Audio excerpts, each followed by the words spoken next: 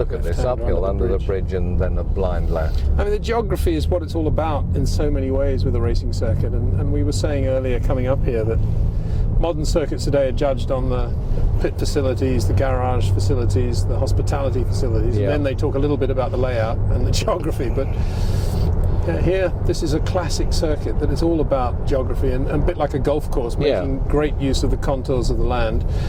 As Bob was saying earlier, a bit too hilly for a golf course probably, but at least they made this wonderful... That's a mercy. It wouldn't, apart from anything else, it saved it from becoming a golf course ever. unlike Bridgehampton.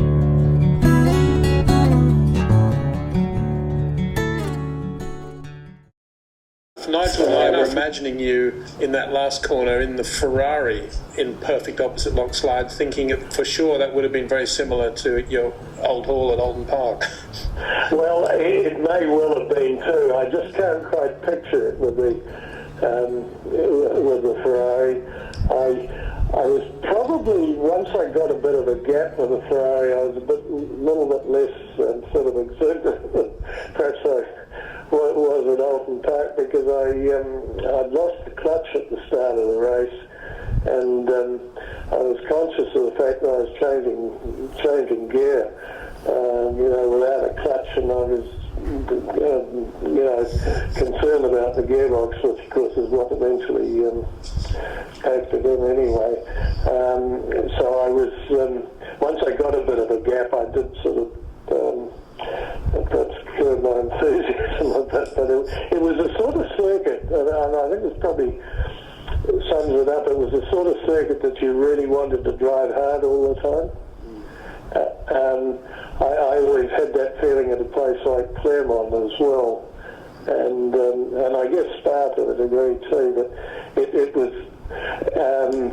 was that sort of circuit that you wanted to be on the limit the whole time.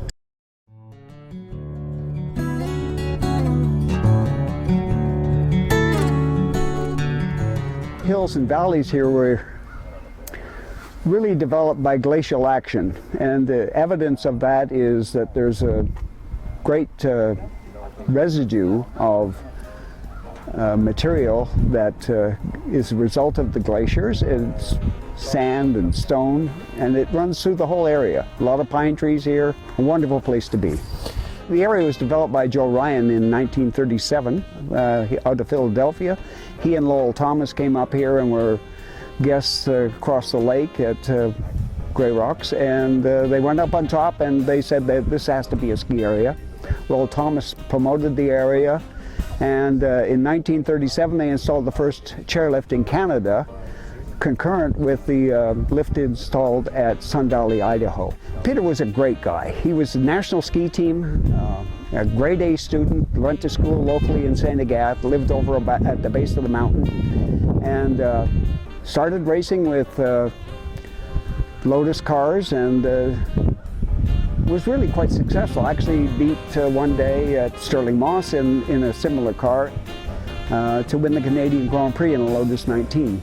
A friend of mine in California owns that car, and it was great to see that car again. You've told us a couple of times that you met Dan Gurney here by a tree. Just tell us a little bit about that.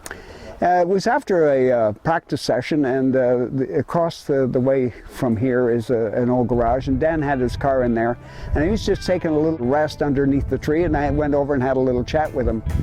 I didn't see him again until 2007 down in Newport, Rhode Island at Concours. What a wonderful man. What a wonderful man.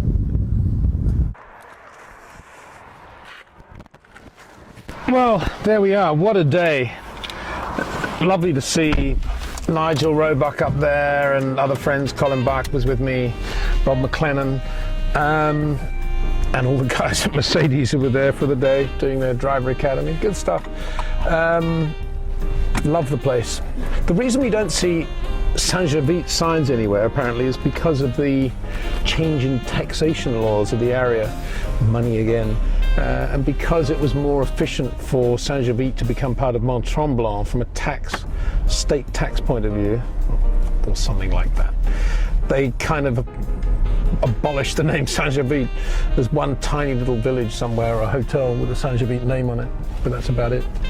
It was lovely seeing the local village and some of the old hotels, one of which doesn't exist anymore, but the sign's still there, and where the drivers would have stayed and hung out. I don't know, maybe I'm getting old. I just love that period. I love the 50s and the 60s, and I love the art, I love the graphics, I love the design, I love the use of timber, I love the fact that they built this circuit in the middle of the mountains, and of course its remoteness ultimately was its demise, because on a single lane road for the racing people as well as the spectators, it was very difficult to get in and out and to go there, and ultimately that's why I guess the circuit lost out to Mosport as the venue for the Canadian Grand Prix, and then, as we know, everything moved south to Montreal City, which is a great thing, Circuit Gilles Villeneuve. But sad that such a wonderful circuit isn't used or wasn't used more, really, and but glad to have been there. I'm picturing in my mind as we drive back, Bruce or Denny or any of those guys really, Dan, Oliver, Redman,